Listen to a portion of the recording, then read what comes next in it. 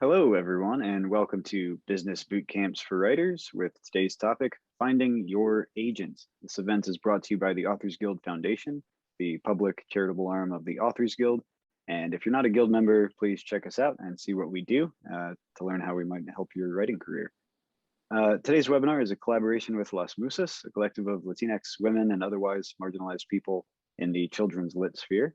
And also, I should add that Business Bootcamps for Writers is supported with help from the National Endowment for the Arts and Penguin Random House.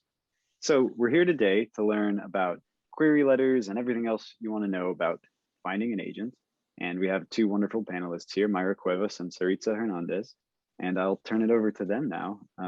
Thank you so much for being here, and thanks to all of you in the audience for joining us.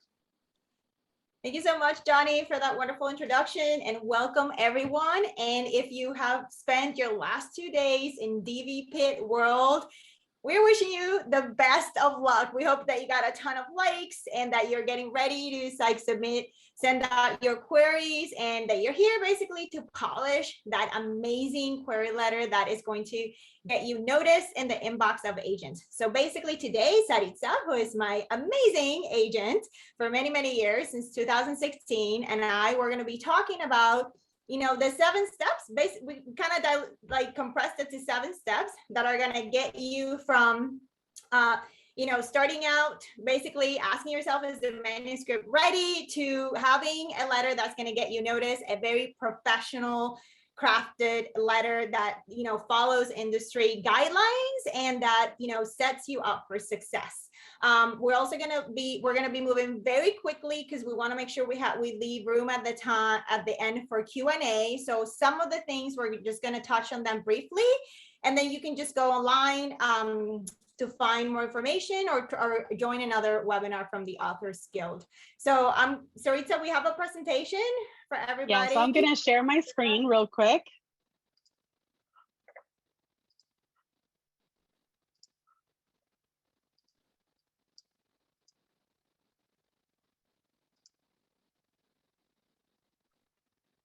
So there we go. So today we're going to talk about the 7 steps to a successful career letter, and hopefully tackle a few of the mistakes to avoid that, could keep you out of there. The rookie mistakes. The rookie mistakes, exactly. Yeah. So let me introduce my amazing client, Mayra Cuevas, who is the co-author of the upcoming YA novel, Does My Body Offend You? And author of the YA foodie rom-com, Salty Bittersweet, which was named the Hippable Best Books of Winter 2020 and BuzzFeed's YA Books We Can't Wait to Read in 2020, 2021, 2022. It is fantastic. Born and raised in Puerto Rico, Mayra is a producer and writer for CNN. She is a member of Las Musas Books Authors Collective and co-founder of the Latinx Kidlit Book Festival. She keeps her sanity by practicing Buddhist meditation while also serving on the board of directors of Kadampa Meditation Center, Georgia. So like I said, Saritza has been my little agent, madrina, super amazing, cheerleader since 2016. Saritza is known as the first literary agent to represent marginalized creators in the digital publishing space. She is a self-proclaimed geek, and I can totally attest to this, who loves escaping into worlds and stories from all walks of life. Her love of great storytelling is what has driven her work in the publishing industry for the past 18 years. And her passion for amplifying queer and BIPOC voices is what continues to drive her today. An avid romance and science fiction reader and strong advocate of the LGBTQ plus community, Sari enjoys fresh voices in YA and adult genre fiction, and she specializes in romance and young adult fiction by and for diverse audiences. And Saritza's just like, I love her, and I think our love for each other is going to be very obvious in this presentation. So we're going to go through our 7 steps really quickly. The very first step is obviously is your book ready? If your manuscript ready to go? And Mayra's going to talk a little bit about that, as well as go over what your query letter for your fiction works should look like. here's just your standard, personal greeting, your hook, your summary, things that should be included in there, like your title, your genre, audience, word count, titles, what your credentials look like or your publishing experience, and a simple closing. And I'll go over what your nonfiction query letter should look like, which just is slightly different. Okay, so let's start talking about your book. And the first question is, should you even be querying your book? So a few things to ask yourself before you hit send on that email to your dream agent is like, first of all, is your book finished? You should not be out querying if your book is not finished. If your book is still a first draft, I would say just hold off. I know it's like super exciting to start kind of putting together that list of agents and looking at agencies and start thinking about that amazing contract that you're going to get, 6 figures, 7 figures, the movie deal, all this stuff. We kind of get a little bit carried away. And, the first thing we need to look at is like our work needs to be the best possible version of that book it can possibly be. So if it's the first draft, I would just say, hold off, get some beta readers. Again, your mom doesn't count, your best friend, you're like your daughter, your aunt. Try to get people who are on the writing journey with you, who are people who are reading, if you're writing YA, people who are reading YA, if you're writing adult memoir, people who are familiar with that. Join a writing community, find a writing community, whether online or in person, and then join a critique group.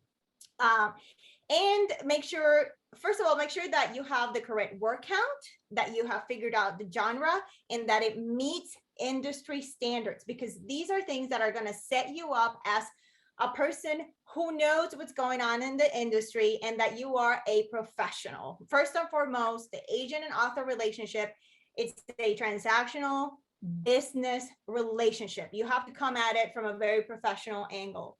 And make sure before you start sending out queries that you have done a final pass for copy edits, for consistency and continuity, for, make sure that your theme is embedded throughout the entire book, and that every single scene and every single chapter both have plot tension and a character arc, right?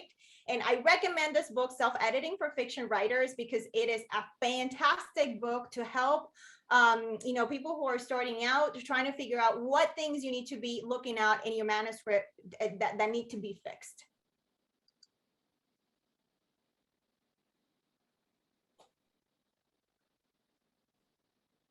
So I'll let you do the fiction query letter as well too. So let's talk about what the query letter needs to have, right? And we're gonna talk about, Saritza and I are gonna talk over some examples, but the query letter, I would just say, keep it very simple. Again, the key word is professional. There are certain elements that a query letter needs to have. Do not try to get, this is not the place to get super creative, right? Like exactly. This is the place, just follow the formula, stick to the plan, stick with what has been known to work, and that will get you noticed based on the work itself. So the greeting, keep it simple, professional. If you have met this agent at a conference, if you have some kind of personal connection, mention that. When I was doing my queries, if it was somebody that I had met at a conference, I would actually put that on the subject line, and that would get my query responses. Yeah, that's a good way to do that too. Yes. So yeah, just keep it personal. Dear Saritza, that's a very simple way to do the greeting. The hook, Saritza's gonna explain how to write the hook, but it's just basically a very quick, a caption of what makes your book unique. And then the summary, again, all of these things have separate slides. So Saritza's gonna be talking about these in more detail. Summarize your work in 2 paragraphs or 3 paragraphs, keep it short. You're basically giving the agent enough information so that they know that this book, 1, fits their list. Make sure you're pitching to an agent who is interested in the kind of book that you're writing. This is very important, so that they know that your book, has a beginning, middle, and end. And then add your credentials, like, do you have any writing experience? Have you published work in the past? Are you doing an MFA? And then the closing, basically, again, simple, professional.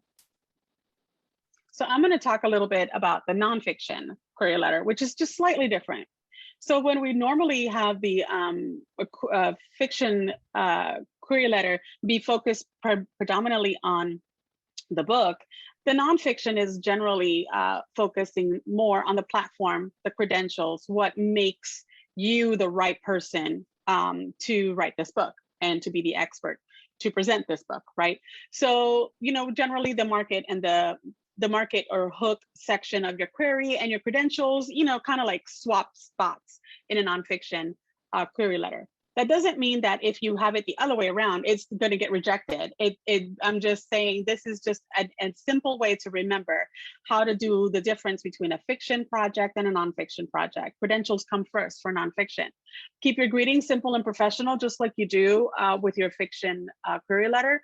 But in your credentials, let us know what expertise makes you qualified for that. Include things that set you apart within your own expertise as well, especially if you're a chef. There are thousands of cookbooks out there by chefs, but what makes you stand apart? What makes your cookbook much more interesting for someone else? Your summary here should include the category and genre. And I know that in nonfiction, people don't assume that there's a genre, but there is a category. Is this a nonfiction book for adults? Is it a nonfiction book for children?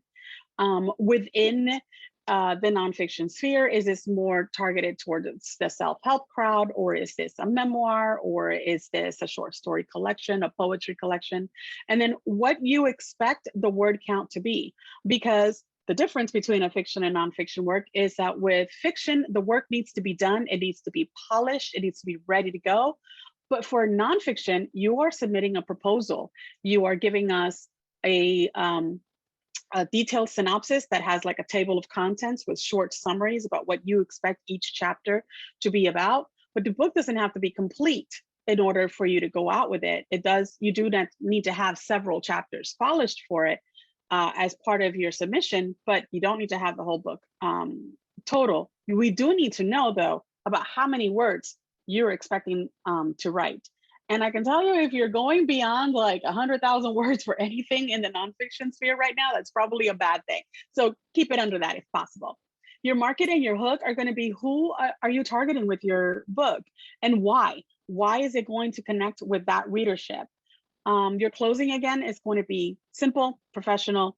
You don't need to get funny here. There's no, even if your book is humorous, there's no need to forget that this is a cover letter for something very important, which is your work.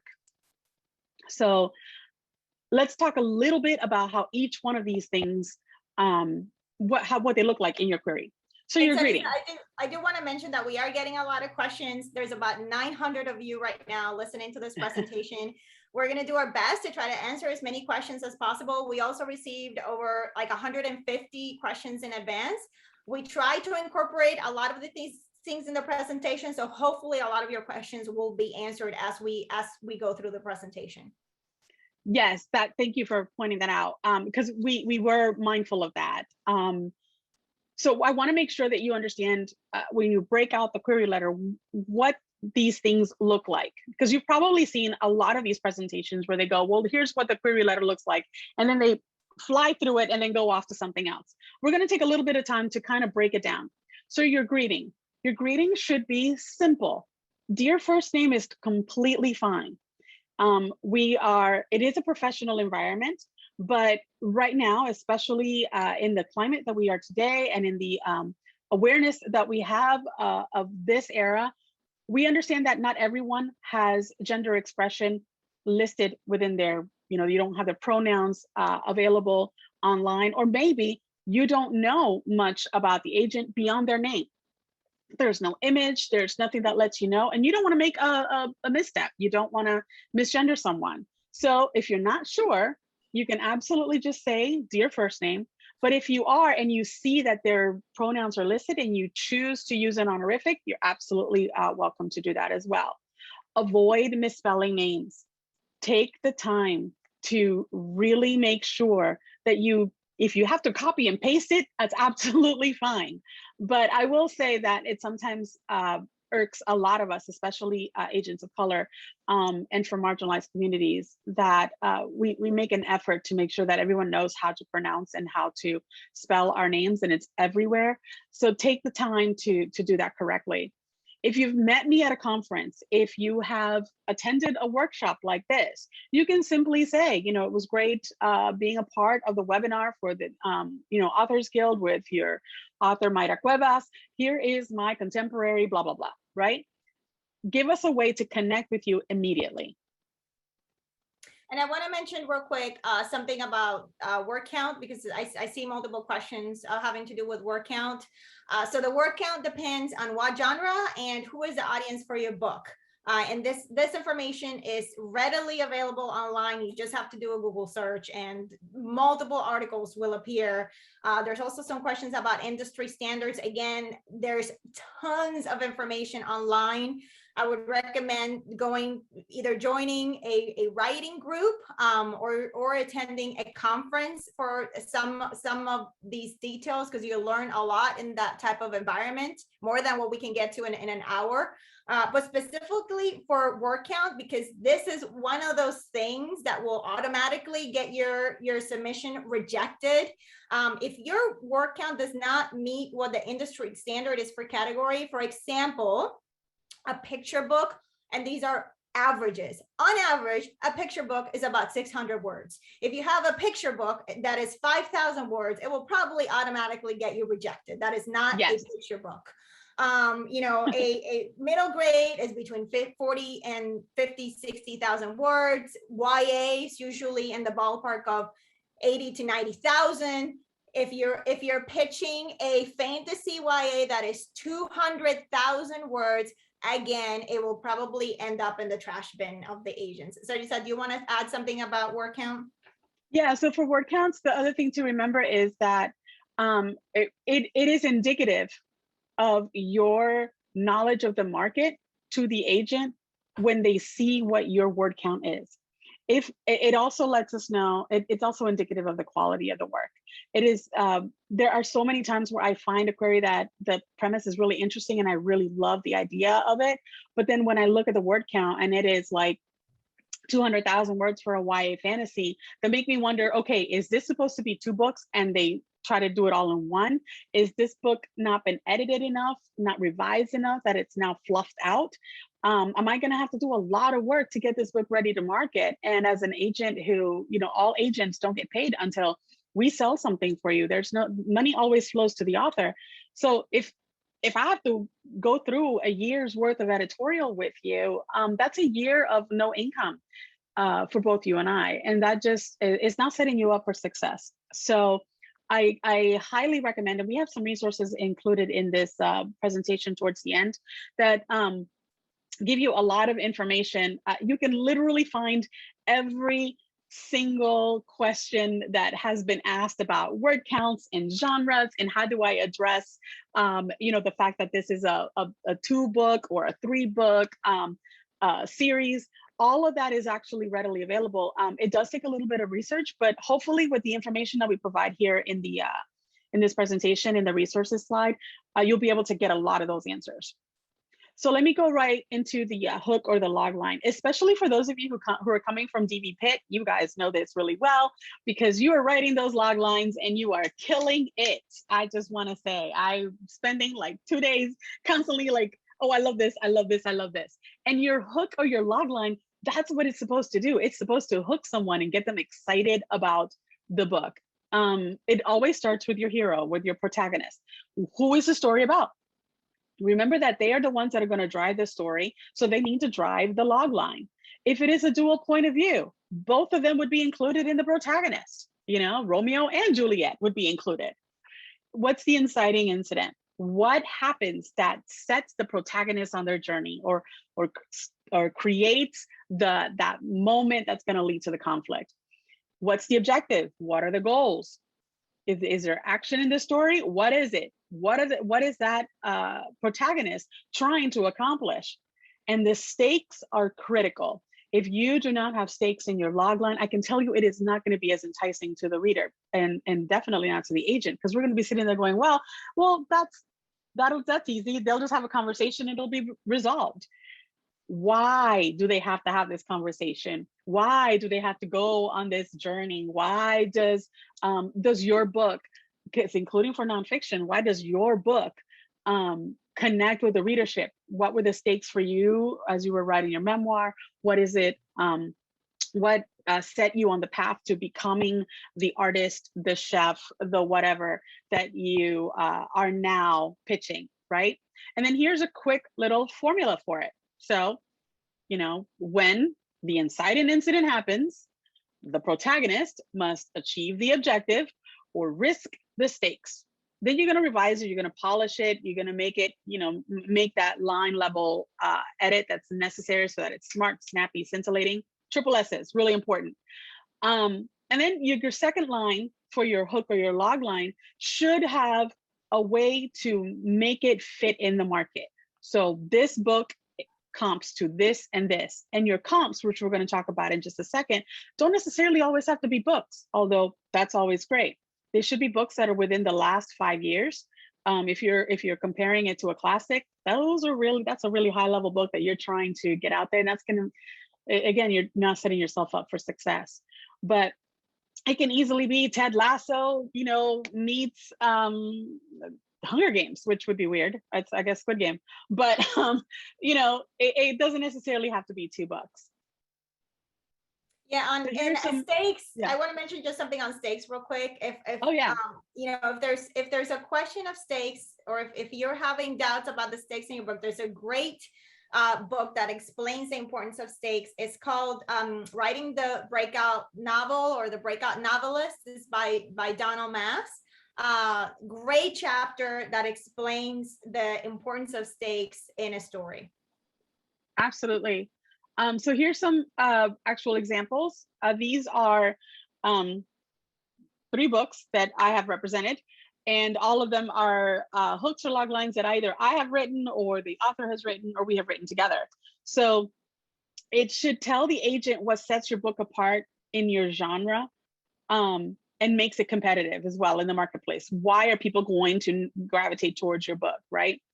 So for queer women in World War II, joining the Women's Army Corps means serving their country, but falling in love means risking everything. Stakes are there, the plot is there, you automatically know what the setting is. We didn't necessarily need to include names because we're talking about a particular group, so queer women.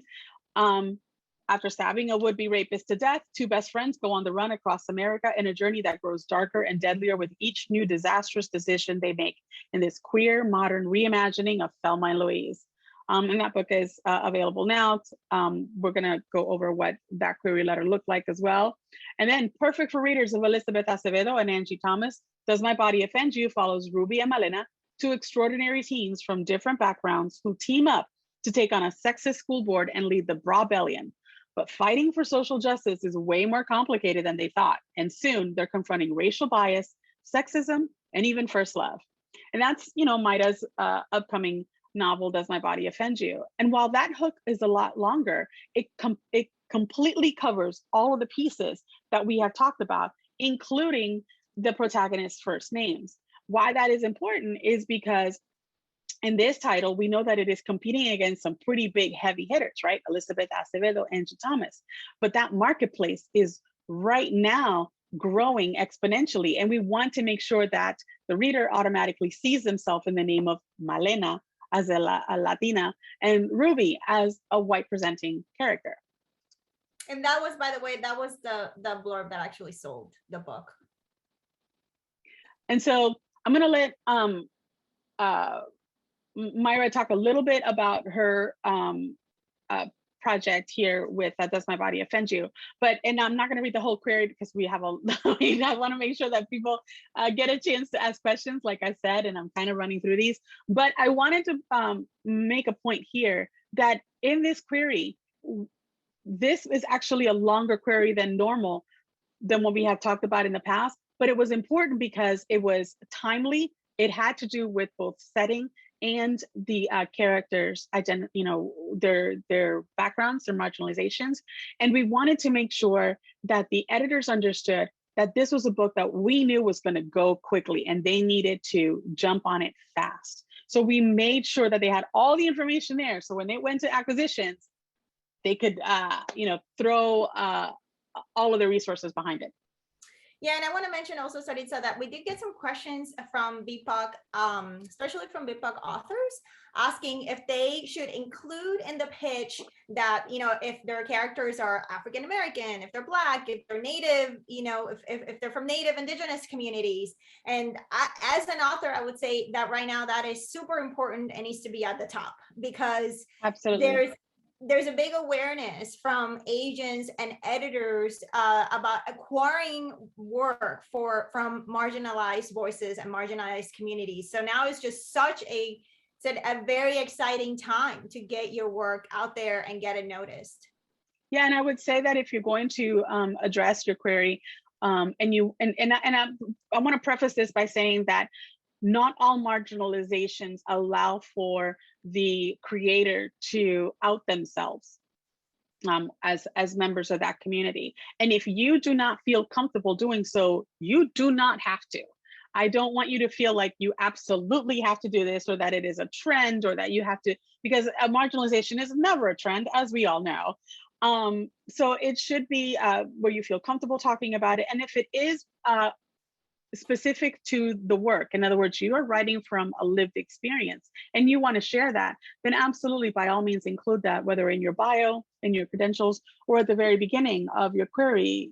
You can say, as a person of color, I identify with Malena's struggles as she acclimates to becoming part of the Puerto Rican diaspora, right? And then you can then go right into the work. It doesn't have to be this big declaration.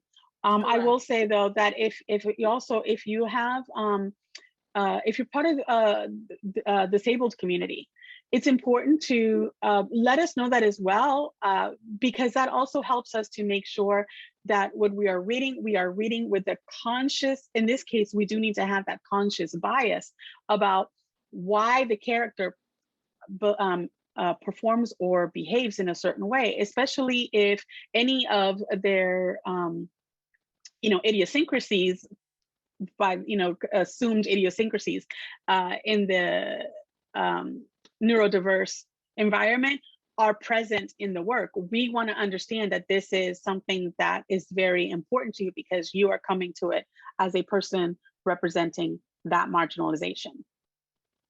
Yeah, and we have a question. I want to address that. I think it's the next slide. Sorry, remind me. Is it another summary? Yeah.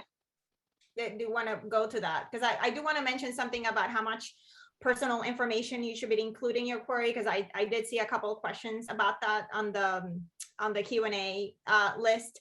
So, as much personal information as you need to basically make the point, or that it's professional or necessary. Unless you're selling a memoir, I would say you don't really need to add a lot of personal information, because really it's not relevant to the book.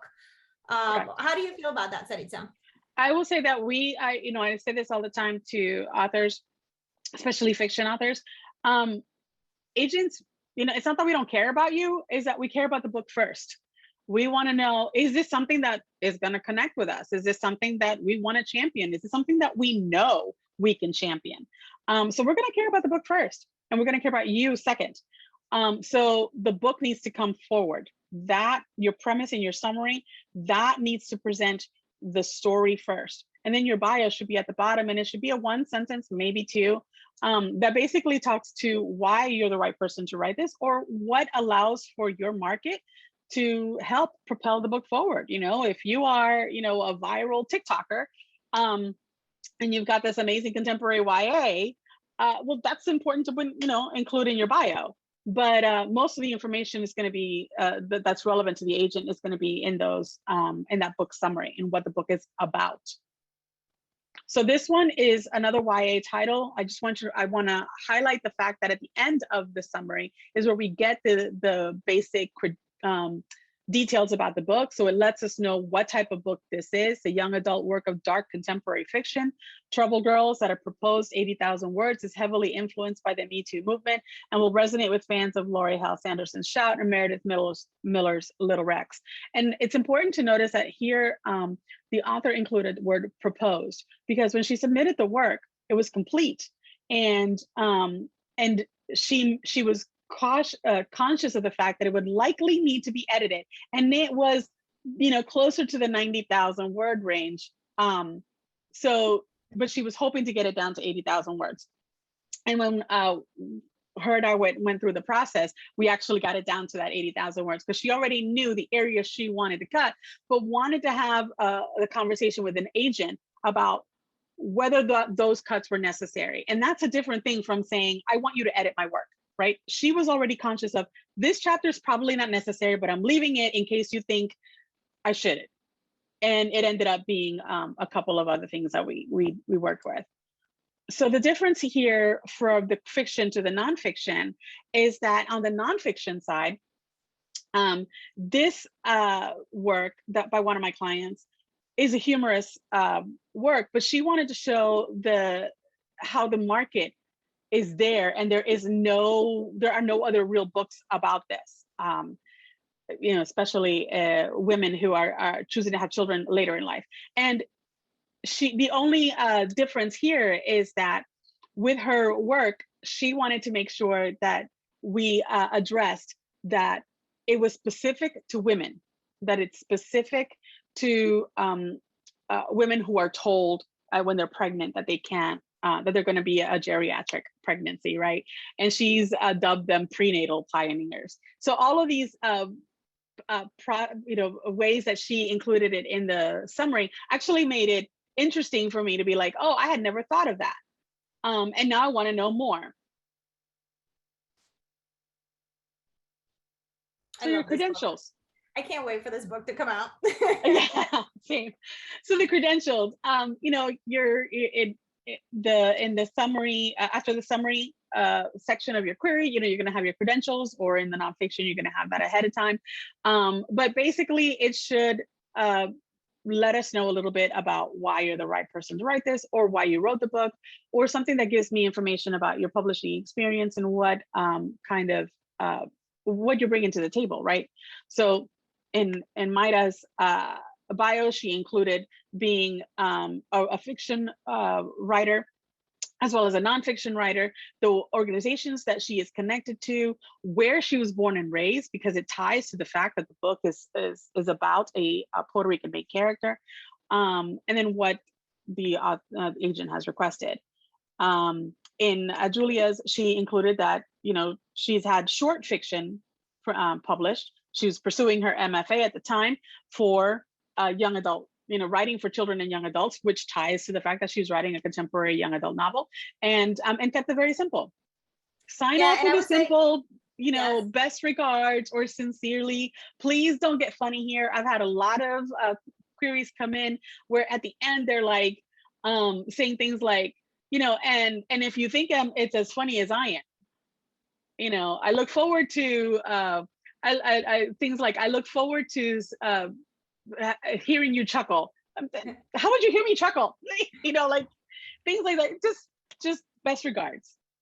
So I'm gonna add to this. So those credentials, the ones on the top, are actually the ones that I sent in my query to Saritza. The query that basically she based her offer of representation on. And I have seen a lot of questions on the queue here about whether in the credentials you should include if you have been published before, if you have been self-published, if what kind of details should you leave out? So Saritza, can you talk a little bit about how to include any other publishing credentials? Yeah, another one that came out too was whether if you had an agent before. That came up too a lot. Yeah. Yes, absolutely. So if and there are different ways that people query. I have to preface this by saying that, because some agencies have a query inbox and you actually, do an email and they either tell you to attach it or to paste the submission materials. Make sure you follow submission guidelines. That's critical to ensuring success. And others have like an actual form. I use Query Manager, so it's a form where you fill everything in, and there's a section for you to put your bio. And it doesn't allow you to put like a lot of information. I think it's like a 500 word like limit, which I still think is too long, but you know, it at least gives you a robust area to talk about why you are the right person for the work, or give a little info into you. Yes, let us know if you have published in the past. No, you don't have to let us know if you've self-published a title unless that title hit it big. If that self-published book was you know, Wool or The Martian, then yeah, definitely let us know that, because that proves that not only did you know the market, but that you were able to successfully navigate it all on your own without a traditional publisher you know, increasing that reach. So when the traditional publisher comes in and they can get you into other markets like, you know, international, that's going to be even bigger, right? But you don't necessarily have to let us know that you've self-published other works if it's not something that's relevant to the work that you're submitting. Also, if you are published in short fiction or long form, let us know that as well. If you originally submitted a piece for an anthology, and that's the only writing credit you have, that it got published and you're part of that anthology, definitely let me know that. That's awesome. That lets me know that you are already writing at the level that I am hoping to acquire, right? That you've gone through the editorial process, not only before submission, but during submission, and then while the book is in production. And then here is also a great place to also let us know if you are a member of the community that you are representing in the book. This is a great place to let the agent know how you connect with the work. Yeah, we got a lot of questions about this section. So folks, I would just keep it tight, you know, like it's everything that you put in this letter, you don't have a lot of room. The average query letter is between 300 and 400 words. If it's longer than that, you need to chop it down. So anything that you include on this has to be super relevant. If it's an award, it has to be relevant to you know, the publishing industry, and or something that you have published. And yeah, if you won the spelling bee, but your book is not about the spelling bee, it's congratulations, well done. I know, but nobody cares. Like, it's not going to help you in your book. Your award should be about writing. Unless, of course, you're writing in the nonfiction space and your award is, you know, you're a James Beard Award-winning chef. Yes, that needs to go there. Yeah, and you know, and stuff that you have published before, just make sure it's relevant, because I assure you, whatever agent is considering representing you, they're going to do a very thorough search of all of your stuff online. They're going to look at your social media. They're going to look at your website. They're going to look at, you know, stuff that you have published before. They're going to do a, you know, an intensive Google search just to make sure that what you're saying matches the work and you're the kind of client they want to take on. So yeah, and that our values also match, you know, that's important. That's another thing that sometimes authors forget, is that you know, it's a human being that you're submitting the work to, and their belief system or their background or, you know, their structure might be very different from yours, and that may be the thing that would not connect. And the thing is that it's not we have to believe the exact same thing, is that we at least need to be able to work together, because it is a relationship that's going to last for a very long time. And so, you know, it's not that I have to agree with every single thing that Mayra believes in, but we need to be in agreement that both our values work well together. She needs to feel comfortable coming to me to talk to me about circumstances and situations. And if that trust isn't there, and that trust is usually established by, you know, like-mindedness, that's going to be a difficult road for both of you. You don't want to have a relationship with your agent that feels only transactional and transactional only, unless that is what you want. But most people really want someone that is a partner in their writing journey, who's going to make sure that they are well taken care of. Yeah, and that, you know, it's a professional relationship, right? So like, you're signing on with an agent, you have all these dreams and all, you know, these hopes for your work, and your work may not sell right away. That book that you have spent 5-10 years working on, it may go out and there's not a place for it. Like editors are just not interested right now. That happens all the time, all the time. And then you just have to start with something new. And if the agent that you signed on to, you know, you just signed up for one project, then you know what happens after that. So these are things that you kind of have to think about as you enter into that relationship. And so I wanted to go really quickly over how an agent reads queries, because I think this is something that not everyone gets to know about, or maybe they just don't always ask this question. But you need to understand how your query is being vetted, and what the expectations are. I don't want you feeling like, oh, I can't check in because they have so many things going on, or, well, they should have read it by tomorrow. It's like, well, no, here are the expectations. So I have to read queries on top of everything else, client manuscripts, contracts, editor books, to stay, abreast of the industry and the market. And I get about 10 to 15 a day. Our agency gets over 1,000 a week. Among the among the agents who are open for queries. And so like right now, this morning, I had 475 queries, and that's as of like September 7th. I'm like a month in reading. Because we have so many, we read quickly. We read through our queries very quickly, which is why your query needs to be strong. Because if the query doesn't interest me, if it's something that it doesn't grab me immediately, I'll pass. I don't have time. And if I do like the query and I don't have the time to read the submission materials right that moment, I can mark it as a maybe, and I can go back to it later in the day and actually read the submission and then determine whether this is something I want to pursue. But the query was what allowed me to stay, right? To keep it as a maybe. Get to know what the agent's criteria is. Most of us will list that on our agency. All of the agencies usually have a submission guidelines page that lets you know what the expectations are, including things like when to expect a reply to your query, if they reply to all queries. Not all agencies do. I do. Most of us in our agency do. So it takes us a little bit longer if we're going to respond to every single query that comes in. Some are very strict as far as guidelines, like they expect you to follow submission guidelines to a T, and if you miss any one of them, that's an automatic rejection. Sometimes the agent isn't the one reading. Sometimes it is their assistant. It is their intern who is learning and who is told, you need to go through these quickly, and this is what I'm looking for. If this is not in the query, it's not for me, pass. And so don't take every rejection as oh, they hate me. It is a business, and we are going through them with that mindset. What is it going to be? What is the work that I know I can help make a success? And if I'm not the right agent for it, I'm not going to waste your time or mine by holding on to something that is just not there, right? And guys, the first manuscript that I ever queried that will never see the light of day, I got 200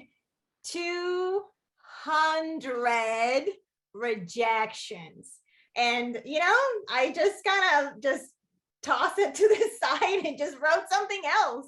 I know some authors who've gone like 500-600 rejections. There are some who've gone through thousands over course of years. And the thing is, if you learn from that process and you get better each time, then you will eventually find the right match. Yeah, you just move on. You write something else. Every book that you write, you're a better writer. You get so much better with every new project, with every critique group, with every craft book that you read. So just if you're getting a lot of rejections and you've hit your mark, you're like, okay, I'm putting this aside and I'm just working on something else. Exactly. And, I know we got a lot of questions about synopsis, and we weren't going to really talk a lot about synopsis because this was about the query letter, but 9 times out of 10, you're going to need to include your synopsis. So I wanted to give you a very quick anatomy of what that looks like. I think people get so scared about the synopsis that they just, freeze. And in truth, it's just an in-depth summary of what you've written. It's basically, I tell people, the way that you would tell your friend what your book is about in that 5-10 minutes that you have their attention span, you get to tell them about, oh my gosh, so it's about this girl who, she can't wear a bra because she has a sunburn, and she's sent to the, to the nurse's office to put on a bra, but they don't have a bra. So they give her, these bandages to put, and they're like Band-Aids. And you start talking about the plot. You're not talking about all the other side characters, because even though they're going to be there, that's not important to the moment. So keep it to the main plot points in your summary as well. Your synopsis is just those main points. If obviously this work is about a dual point of view, your plot points should still be about both of those people in that, as they carry the plot forward. Even if your book is written in first person, your synopsis should always be in third person. It is the third person telling of the story. It's just an accounting of it, and it doesn't have to be perfect, but you do want to keep it as succinct as possible. So keep it to 2 pages, single spaced, and only use serif or sans serif fonts. Try not to go under 10 point. I will tell you the best ones are 2 pages, 12 point type, Times New Roman, single spaced. That shows the market well, and that you were able to get your work out quickly. If you can get your synopsis down to those 2 pages, your hook and your logline and your query letter will be a lot easier, and will be a lot sharper and engaging, and much more engaging to the query. This is such a great exercise to know that your book is in a good shape to send out, because if you can do a synopsis and you can hit the main plot points, and basically what happens in 2 pages at 12 points type, then you're set. You have your story, you have the 10 poles of your story in place, right? And again, I cannot say this enough, like, keep it simple and follow industry standards. The query letter, synopsis, this is not the time to get creative and think you're going to reinvent the wheel. Just stick to the format that everyone is expecting you to send. So, quick things. Let's look at a few of the things to do when you're going to query. The list is so long. Do not do this. Okay. I try to keep it to the things that I have seen in my query inbox consistently. Don't start your query with "Dear Agent" or "Ladies and Gentlemen" or "To whom it may concern." Oh, that's the death right there. You should know who the agent is. You have done your due diligence. You have done the work. You have targeted that specific agent for a reason. Use their name. Avoid using passive voice in your query. This is not a place to be and to or not to be. Give it to me quickly. Keep your word count under 400 words in your query, if possible. For nonfiction work, I understand it needs to be a little bit longer. Try not to go over 500 if possible. But if you can get it to 400 words in your query for the nonfiction as well, that is really good writing. Don't link to your website for the agent to read the query, because I will tell you, I will not. None of us will. We're not going to go click on something. We're not going to download something. We're not going to risk the computer, the software that we're working on. Again, did I mention that we don't get paid until we sell a book for you? I'm not going to invite a virus into my computer simply because you couldn't follow submission guidelines. And I don't understand why I have to say this constantly, but I do. Do not use offensive, vulgar, discriminatory, or inflammatory language in your query. I'm telling you that I see it consistently, and this is a problem. And sometimes I see it mostly in adult work that is usually risque, because I also represent erotica, and they assume that in the query letter, they can use some of the language that they would use in the work, and it's 2 separate things. Your query is a professional letter. You wouldn't send your boss a letter that way. At least I hope not, unless you're quitting. And then at that point, burn it all to the ground, right? But why would you do that? Why would you salt the earth in the beginning of your relationship with an agent? And then for the synopsis, don't compliment you're writing in your synopsis, don't tell me, in a tear-jerking moment or in a stunning flashback. That shouldn't be in your synopsis. Yes, you need to be creative. Yes, you need to keep it engaging, but you don't need to resort to that. Let your work shine for itself. You are an author who has spent the time to make every word count, make it count in the synopsis. Don't spend so much time on the characters that you forget the plot. Even if your work is character driven, and I love character driven plot. So all of you who are looking to query and you have character driven works, I'd love to see them. But understand that I'm looking forward to seeing the plot move forward in your synopsis. And it should always be that way. Don't confuse your outline for your synopsis. Your synopsis should read like a detailed summary of your manuscript and not a grocery list. There are many times when I read, and I tell you, not every agent reads synopses, but most of us do, because it lets us know off the bat if this work has a problem with the plot. And sometimes when we look at the word count, we're like, that's a little high. It's like at 157,000 words, right? And it's a contemporary, and you're like, does it really need to be 150? Because it could be. Let me look at the synopsis. And if I can look through the plot and realize that the conflict is one that's going to need a lot to resolve, if I see that the stakes are so high that it's going to take a while, if the thriller is a Dan Brown type of mystery puzzle, yeah, that's going to let me understand why the word count is going to be higher.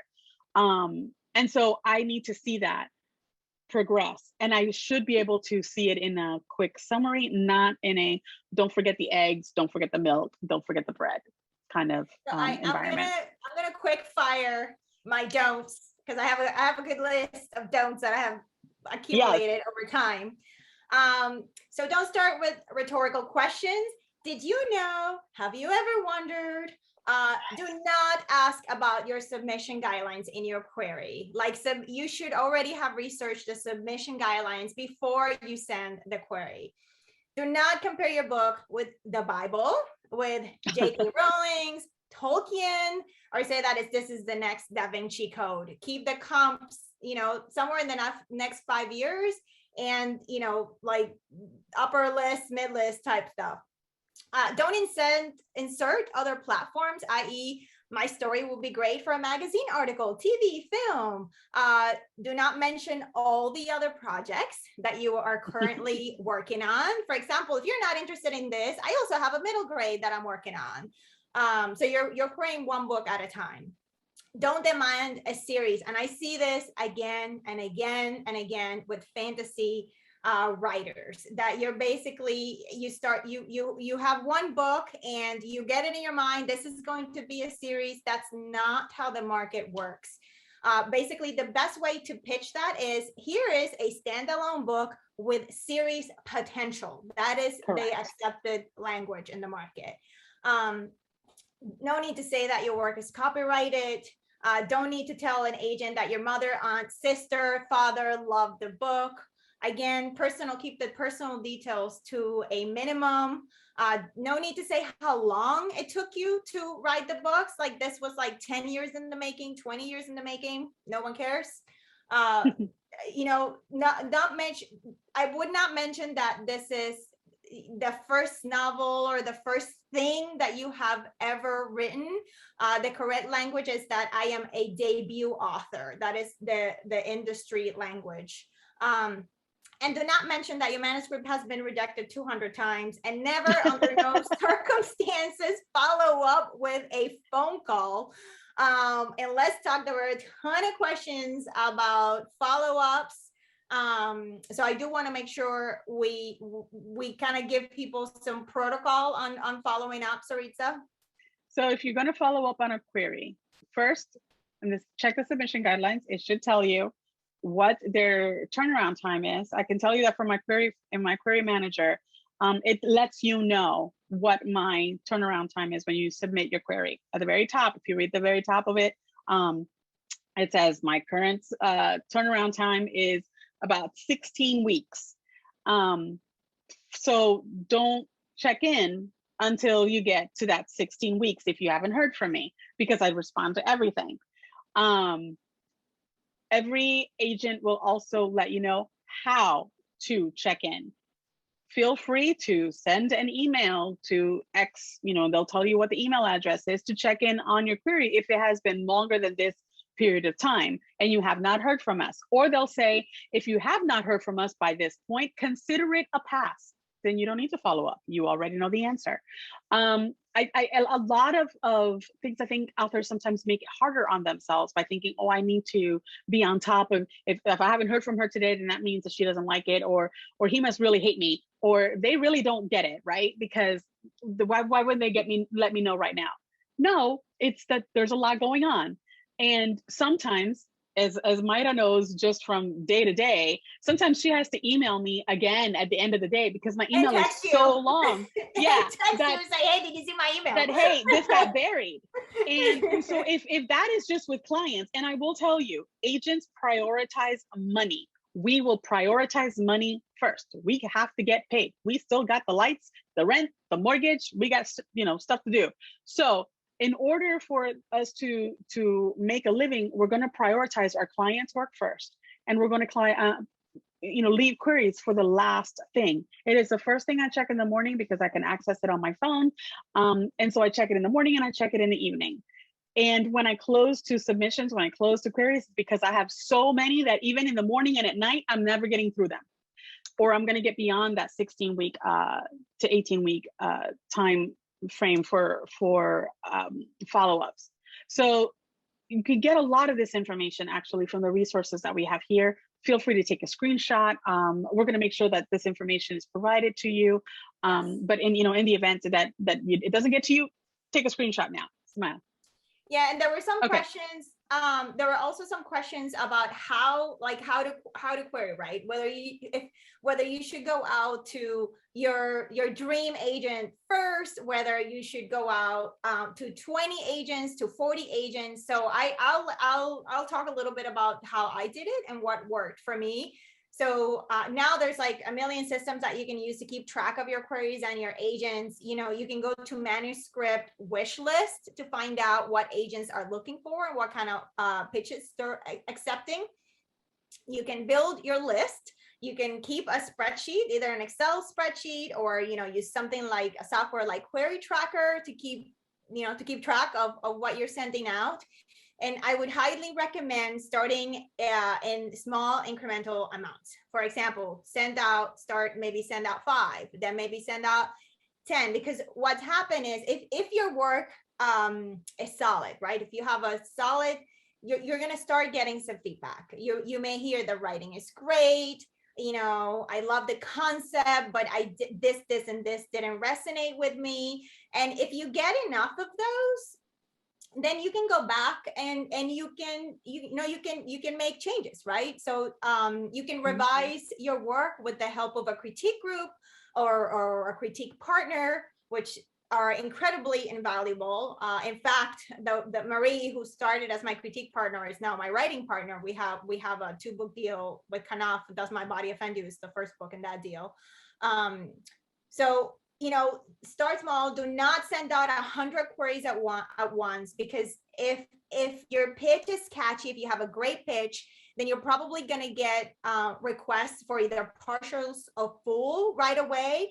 And then you won't have the opportunity to revise if you get some feedback. So do you want to add something? Yeah, because there's times that an agent might say, you know what, this is really, I really like this premise. I think there's something here, but it's not yet ready for me. And these are the things that if you were to change or you were to modify, revise, and resubmit to me in R&R, I would love to see it again. And so they will give you like, these are the areas where I have questions or where I would like to see it made stronger. Once this is complete, if you still feel like we would be a good fit, I'd love to see it again. Then you can make that revision, change, make those changes, submit it back to that agent, give that agent like kind of like an exclusive. You don't want to send that revision to anybody else yet. You want that agent to have an opportunity to see, did I meet the expectation of that revision? Does that work? And you can give them, you can actually say, I can give you this exclusive for about 3 weeks. And then if you feel that in 3 weeks you're not able to get to it, or it's not, it's still a pass, then I'll go ahead and go on with it elsewhere. Now you can take that revision and maybe it's stronger, and maybe it still didn't work for me for whatever reason, but another agent will take that revision and be like, this is a much stronger work. I really like this. And you can sign with them, right? So yeah, definitely keep it to a small process. I would say you could do, if you're in the adult categories and you are, because adult categories, there are so many different areas that you can query with. I would say that you want to send to about 10 agents at a time, especially if you're doing fantasy science fiction that are longer pieces of work. But then if you're sending out 10 queries at a time, you want to send them out in about 3 to 4 week increments, so that it gives you enough time to get waves of responses, and you can start seeing, oh, okay, this is what that agent said, that they like the premise, but the pages didn't work. What about the pages didn't work? I can go back and do this. Or this was a standard rejection. They probably, just a query enough wasn't right for them. And you can start making your list that way. Highly recommend keeping a Google Doc, or if you use Airtable like I do, love Airtables. You can create one of those as a database. But if you're a query tracker, which I think is one of the best ways to do it, there are hundreds, if not thousands, of agents now on Query Tracker. So you can automatically keep track of not just a query, but their responses and how quickly they respond. Plus, there's a community there that allows you to communicate with them and see what kind of responses you're getting from agents, and get information about smagents, which we didn't get a chance to talk about. But if you go through these resources that I've sent, yeah, if I sent you these resources, and if you can go through these resources, you can get a lot of information about how to avoid predatory agents, editors, and things like that. And I will tell you, the best piece of advice that I ever got during the query process is to just start working on something else for your own mental health, because you focus on, whether this is working, whether you're getting rejections, how many rejections that you're getting, who's not getting back to me, oh my God, I am the worst writer that has ever walked on the face of the earth. And then, you lose steam. And the reality is that, your book may be a great book, but it's just not the right time for it. Like, it just doesn't fit in the market right now. And that happens all the time. So, always be writing. Yeah, just always be writing else. And that something else should not be the second book in that trilogy that you are trying to sell. It should be something completely different that you can sell as a standalone. Trust me, if that wonderful trilogy sells, you're going to have tons of time to write that second book, because fantasy deals usually take about 2 years to come out. So there's no need to worry about that. Just write something completely different. And Saritza, if you have time, I do want to get through a couple of the questions that we had just real quick. There was a question about how querying has changed since the pandemic started. Querying really hasn't changed much, in the sense that agents are always going to be looking at queries. I will say, though, that maybe those agents who at the beginning of the pandemic were like, I don't want anything with health or pandemic books or anything like that, may want them now.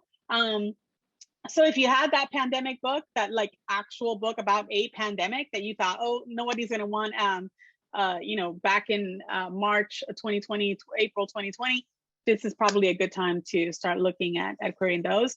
But no, other than that, not a lot has changed. It's still the same processes. There are a lot more younger agents who are looking for new work. So there's a great opportunity now for authors to find and connect with the right agent, I think.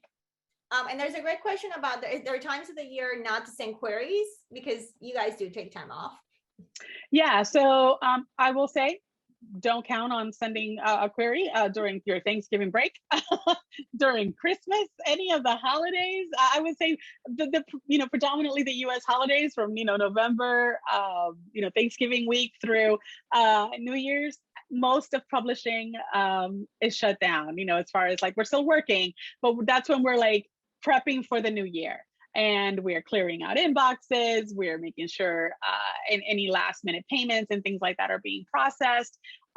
We're going through the submissions we've received. We're going through, queries that we've received in October.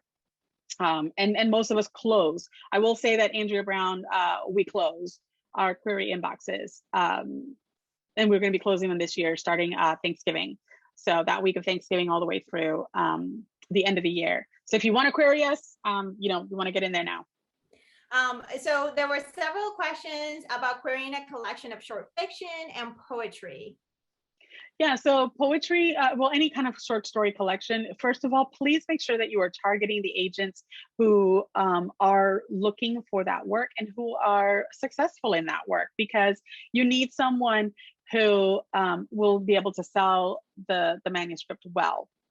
They also take a little bit longer to place because you do have to do quite a bit of revision usually before you send them out, and mainly in the organization of the collection, not necessarily in the quality of the work. The work will have already been revised by you and your critique partners.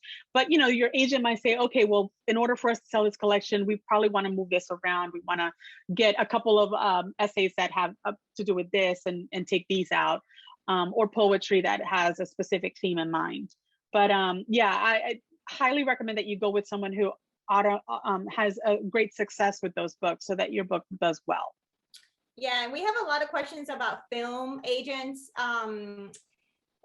Film agents and book agents are usually two separate things. So yes. If you are trying to get a film agent for a screenplay, not to get your book basically done into a movie, that is, you have to go to an agent that specializes in that.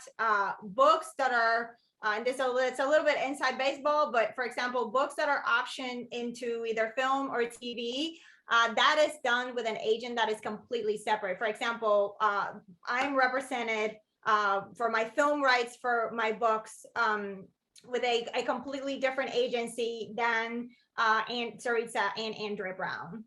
Correct. And so for film, or any of those sub-rights, that's kind of putting the cart before the horse.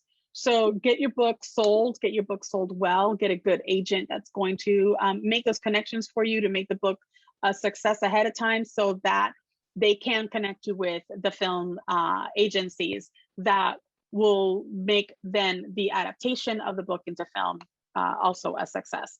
They can work hand in hand. So, Mayra's film agents will work with us to make sure that they have all the latest information about the book, that they have anything that the publisher is doing that can help propel the sale of the film. But they are, by all intents and purposes, two separate entities that work towards the success of the author in very different ways.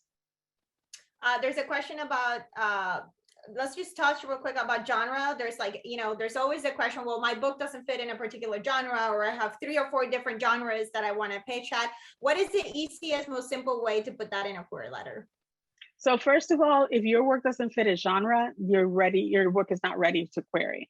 Go back and look at what market, where is your readership sitting? Are they going to the bookstore and looking for your work in horror or in thriller? Are they looking for it in, YA or in middle grade? You need to understand what your category, which is your age groups, and what your genre is, which is where in a bookstore it will likely sit. If it fits 2 different categories, for example, your work could be speculative with magical realism elements. Speculative fiction covers horror, it covers science fiction, but magical realism then allows us to know, okay, this is probably going to target groups that are in the high fantasy, low fantasy readership, maybe readers who are Latine or Latinx, because the readership usually leans towards magical realism. You should know that. So make sure that your query specifies that. And if you're not sure about it, get together with a query group, a critique group that can help you address that.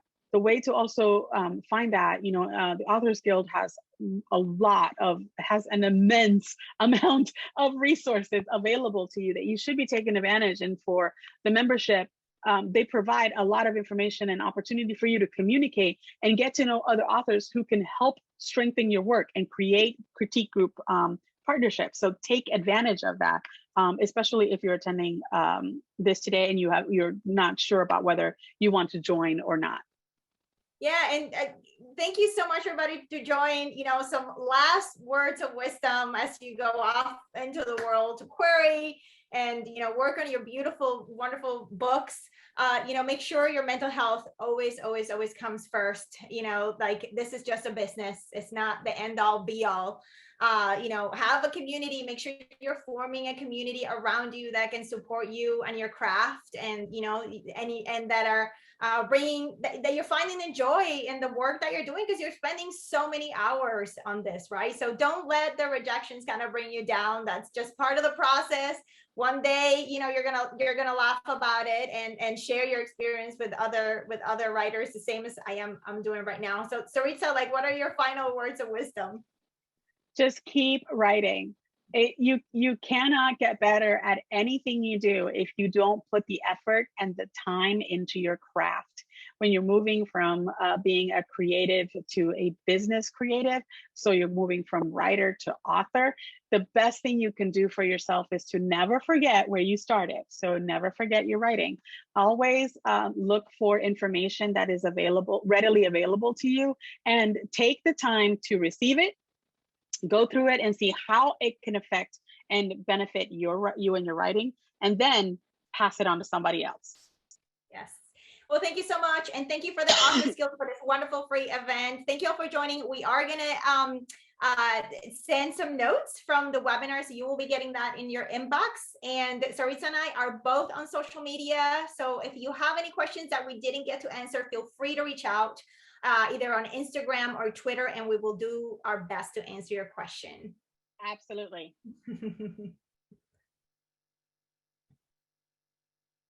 Thank you all so much. That was a wonderful presentation. Thanks for all these resources that you're providing. And to everyone, be sure to follow along for more business boot camps for writers. We're covering a lot of broad and niche topics, so there's a lot of great ground to be covered. Mayra and Saritza, thank you again so much. Thanks for everyone for joining us. Johnny. Thank you, Johnny. Take care.